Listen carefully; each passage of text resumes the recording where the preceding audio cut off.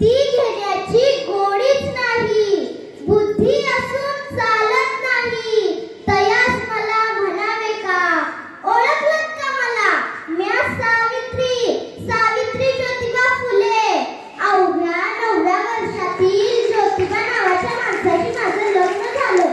ज्या माणसाशी माझं लग्न झालं तो एक साधा सुद्धा नसून साऱ्या जगाला ऊर्जा देणारे क्रांतीसूर्य होते. त्या बायकांना ओरडायची पद्धत नव्हती. बाईच्या जातीला कसं आपण भलं आणि आपली घरातली माणसं भली. स्त्री पुरुष उच्च नीच असा लय भेदभाव होता. पण त्यावर एकच उपाय, उच्च शिक्षण.